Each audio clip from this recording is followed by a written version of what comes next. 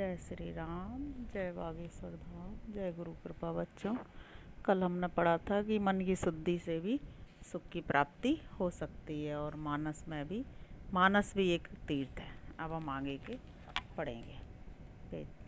तेरी मुरली की धुन सुन के मैं वृंदावन में आई हूँ। जय श्री राम।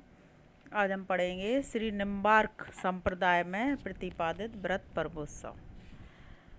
व्रत पर्व और उत्सवों से अतुलनीय पुण्य की प्राप्ति एवं असीम परमानंद अनुभूति होती है।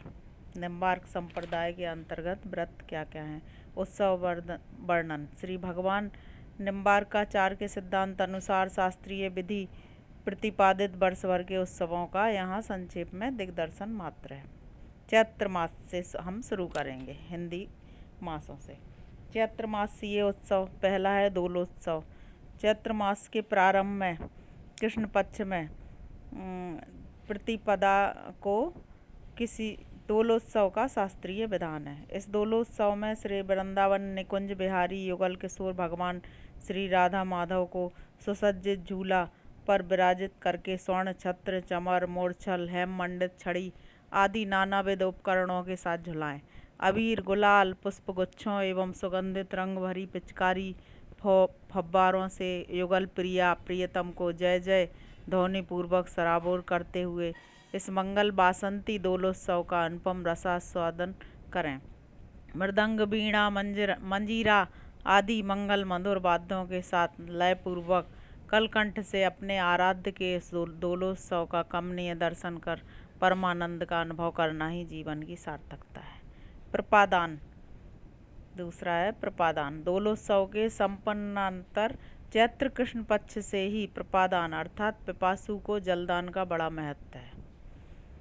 प्रपादान अर्थात प्याऊ द्वारा आगंतुकों की जल से सेवा करें, जिसकी महिमा शास्त्रों में सम्यक रूप से परिवर्तित हुई है। तीसरा है श्री राम प्राकट्योत्सव। चैत्र मास के शुक्ल पक्ष में श्री राम प्राकट्योत्सव मनाया जाता है। चैत्र शुक्ल नवमी तिथि को स्वयं सर्वेश्वर भगवान श्री हरि ही श्री राम रूप में अवतरित हुए। अतः पुनर्वसु नक्षत्र युक्त यह तिथि समस्त अभिलषित पवित्र मनोरथों को पूर्ण करने वाली है। भगवान श्री राम का प्राकट्य काल मध्याह्न का है। श्री राम जयंती महोत्सव पर भगवान का पंचामृत से अभिषेक, पीतपोष धारक, पुष्पहार अर्पण, नवयवांकुर दुर्वांकुर अर्पण तथा तुलसी दल समर्पण, पंजीरी एवं विशेष मधुर पदार्थ समर्पण, साष्टांग प्रणाम, पंचामृत प्रसाद का वितरण, यथाविधि व्रत पालन आदि आदि करके विधि पूर्वक इस महोत्सव को सोल्लास संपन्न किया जाता है। फिर है उसके बाद पुष्प दोलोत्सव। चैत्र शुक्ल एकादशी तिथि को निम्बार्क सिद्धांत अनुसार सुगंधित पुष्पों द्वारा सुसज्जित झूला में युगल किशोर श्यामा श्याम भगवान श्री राधा कृष्ण को विराजित करके भावपूर्वक जलाया जाता है। चैत्र मास की पूर्व कथित तिथि के दिन दोला यानी झूला पर विराजमान भगवान श्री राधा कृष्ण के जो मनोहर दर्शन करते हैं, उन्हें क्षण मात्र में अनंत पुण्यों की दिव्य फल की प्राप्ति होती है। अब है वैशाख मास के उत्सव। वैशाख मास की बड़ी महिमा है। इस मास को माधव मास भी कहा जाता है। वैशाख मास के प्रारंभ में चैत्र पूर्णिमा से वैशाख पूर्णिमा तक विधि पूर्वक किसी पवित्र तीर्थ स्थान पर, नदी, सरोवर या कूप पर ही नियमित रूप से सूर्योदय से पूर्व नक्षत्र मंडल के साक्ष्य में स्नान, आचमन तथा मार्जन करना अत्यंत पुण्यप्रद है।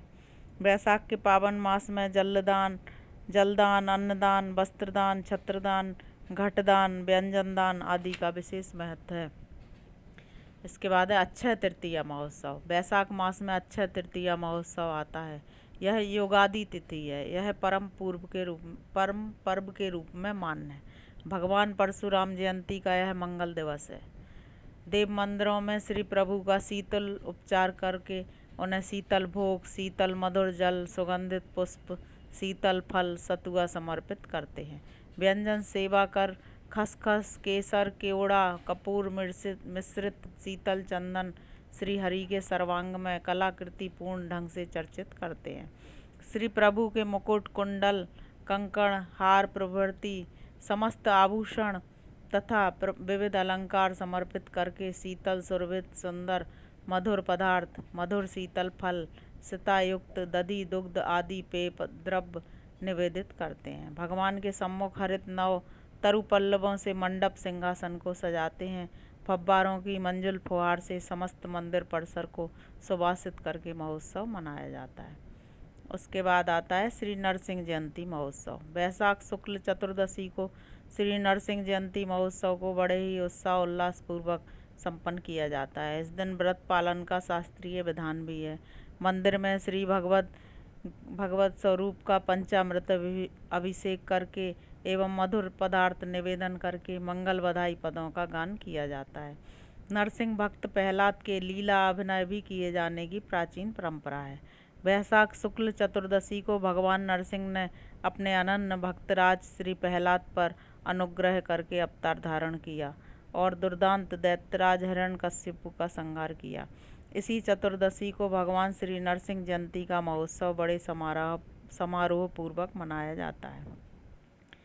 भगवान श्री नरसिंह से भक्तवर श्री प्रहलाद प्रार्थना करते हैं, हे नरसिंह भगवान, आपका यह महान उग्र स्वरूप है, आप मुझ पर दया करें। मैं आज से आपके प्राकट्य के मंगल व्रत का पालन करूंगा।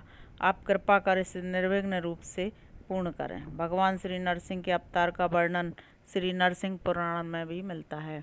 वैशाख शुक्ल चतुर्दशी सोमवार स्वाति नक्षत्र एवं प्रदोष काल में भगवान श्री नरसिंह का अवतार हुआ। मेष राशि पर सूर्य के आने पर संपूर्ण वैशाख मास में प्रभात काल में नियम पूर्वक नित्य स्नान का संकल्प करें और मधुसूदन भगवान श्री कृष्ण के प्रसन्नार्थ प्रार्थना की जाती है। वैशाख मास में पवित्र पुण्य सलिला उत्तम नदियों में सरोवर कूप आदि बहिर्भाग में विधि पूर्वक स्नान दान हवन और भूशयन तथा ब्रह्मचर्य व्रत आदि नियमों का परिपालन हो। व्रत दान इंद्रिय निग्रह पूर्वक मधुसूदन भगवान श्री कृष्ण का पूजन किया जाता है, जिससे सहस्त्र जन्मार्जित अति दारुण पापों का भी इस मास में परिशमन हो जाता है। इस मास में त्रिसंध्या अर्थात प्रातः मध्याह्न एवं साय वेला में भक्तिपूर्वक लक्ष्मी अर्थात श्री राधा सहित भगवान मधुसूदन सर्वेश्वर श्री कृष्ण का ध्यान युक्त होकर अर्चन बंदन किया जाता है। परम पवित्र वैशाख मास जैसा अन्य मास नहीं, इसके जैसा कोई अन्य मास व्यापक नहीं। भव अर्णव पार करने के लिए यह मास नौका रूप है। श्री हरि के प्रिय वैशाख मास में भक्ति के साथ किया हुआ दान जप हवन तथा स्नान अक्षय हो जाता है।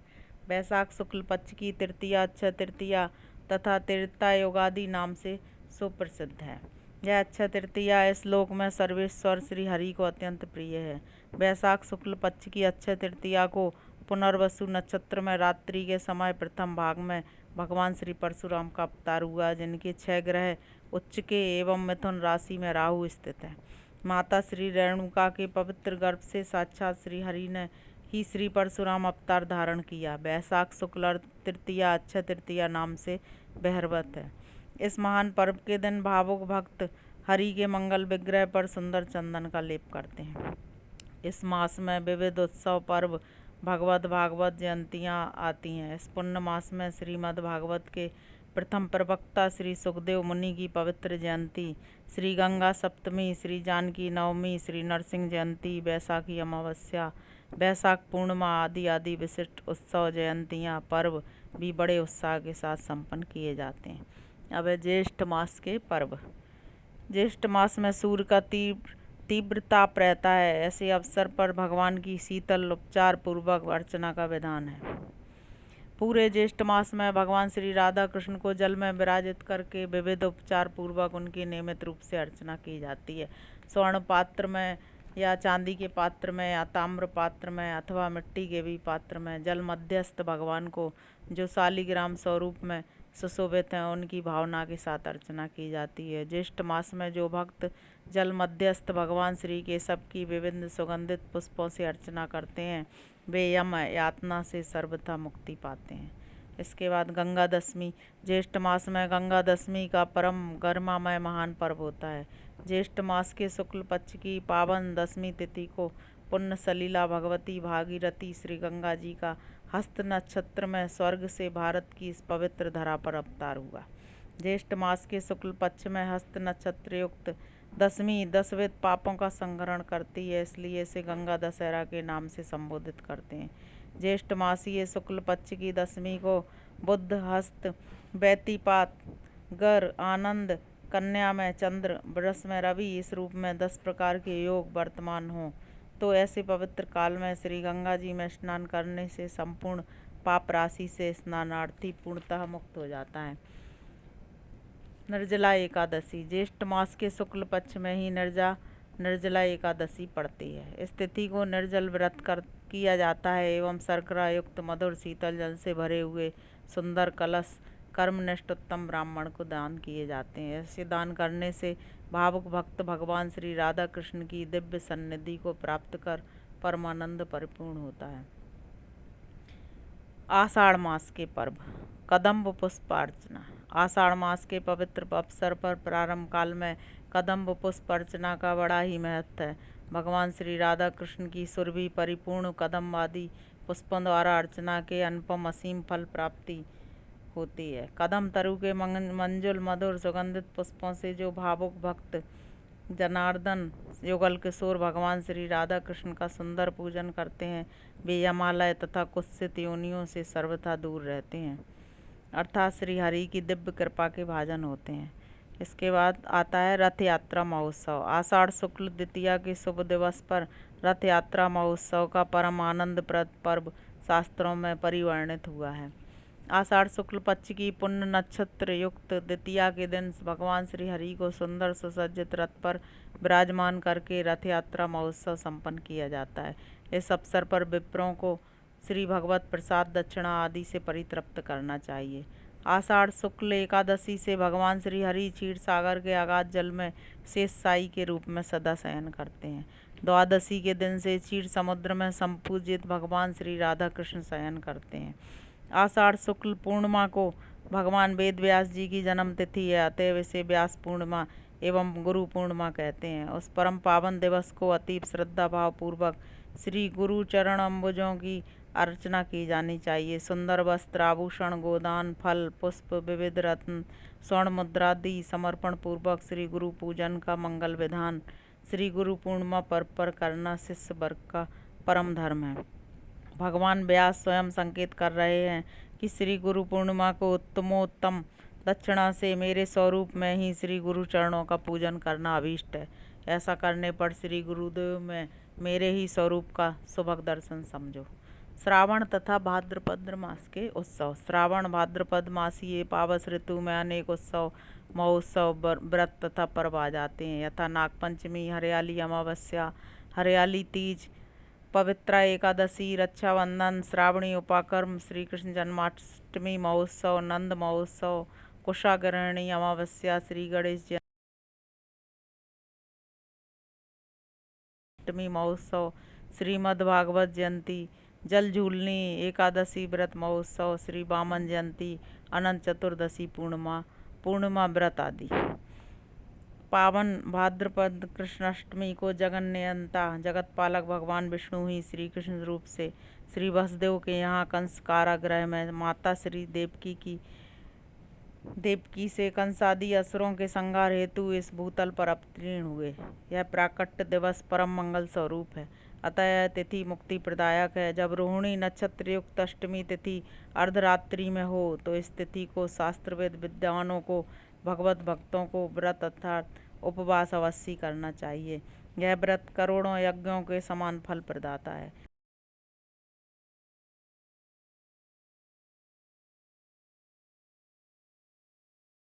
सभी को इस व्रत का पालन करते हुए भगवान श्री कृष्ण का विविध उपचार पूर्वक पूजन करना चाहिए। भाद्रपद मास के शुक्ल पक्ष की जो परम पवित्र तिथि अष्टमी है, उस तिथि को श्री राधा जयंती महोत्सव श्री राधा कृष्ण के अनन्य उपासक रसिक भगवत जनों को बड़े उल्लास पूर्वक संपन्न करना चाहिए। मध्याह्न के समय वृश्चिक लग्न अभिजित मुहूर्त में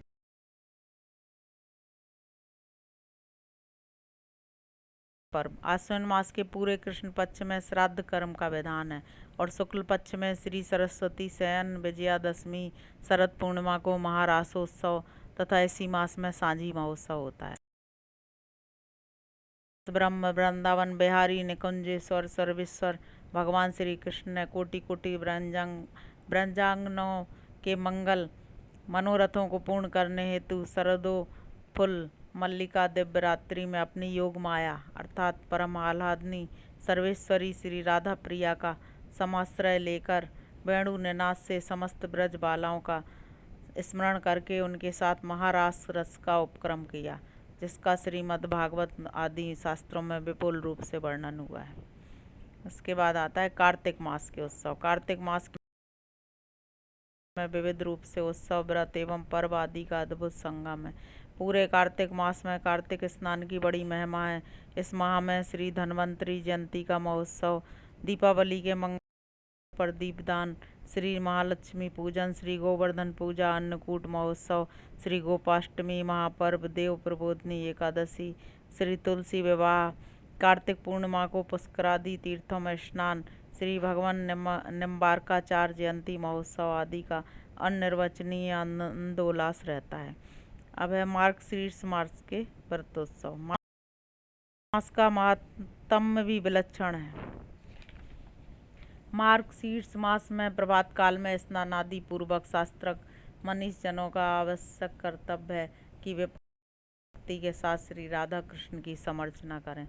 इस अत्यंत पवित्र मास में अपने आराध्य भगवान श्री राधा सर्वेश्वर का नाना उपचार पूर्वक उत्सव संपन्न करें। इस मास में श्री राम जानकी विवाह उत्सव का महान पर्व है। इसी प्रकार श्रीमद् भगवत गीता जयंती महोत्सव का महान अवसर है। पौष मास के उत्सव। जागतिक भोग्य कर्मों से रहित होकर अपने मासीय शुक्ल द्वादशी पर्यंत जो परम पुण्य फलदायी है, उस अवसर पर भगवान श्री कृष्ण का विधि विधान के साथ अर्चन वंदन करना अत्यंत अभीष्ट कर्तव्य है। माघ मास के उत्सव। माघ मास अति श्रेष्ठ और परम पावनतम है। माघ स्नान का महात्म्य शास्त्रों में विस्तृत रूप से वर्णित है। इस मास में भी अनेक उत्सव व्रत आते हैं। मकर संक्रांति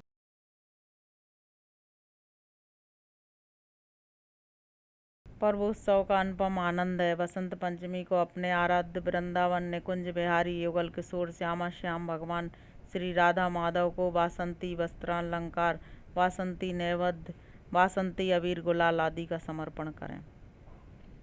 भगवान श्री कृष्ण का हृदय में चिंतन करते हुए माघ मास में जो मानव नित्य नियमित रूप से स्नान, दान, जप, हवन आदि सत्कर्मों का संपादन करते हैं, वे निश्चय ही आनंद सुखद फल प्राप्त करते हैं। अनंत कोटि ब्रह्मांड नायक सर्वेश्वर भगवान श्री कृष्ण के प्रसन्नार्थ और समस्त पापों के परिहार हेतु प्रतिवर्ष माघ स्नान सदा सर्वदा करना चाहिए। इसके बाद है लास्ट आखिरी फाल्गुन भी अनेक उत्तमोत्तम व्रत उत्सव पर्वों का मास है। श्री सीताष्टमी, श्री महाशिवरात्रि, श्री शिव अर्चना एवं होलिकोत्सव आदि इसके प्रमुख पर्व हैं। फाल्गुन मास की कृष्ण पक्ष की चतुर्दशी महाशिवरात्रि को शिवार्चना का निर्देश किया है निम्बार्काचार्य जी ने। फाल्गुन शुक्ल पूर्णिमा को होलिका उत्सव समारोह संपन्न होता है। फाल्गुन शुक्ल पूर्णिमा की रात्रि को सुरभित सुंदर नवीन पुष्पों से तथा चित्रित मंजुल वस्त्रों से सुसज्जित मंडप में परम कमनीय झूले के सिंहासन पर भगवान को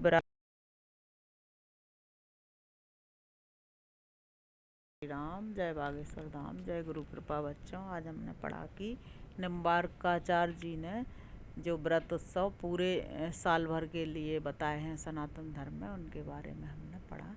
अब हम कल आगे के पेज पढ़ेंगे।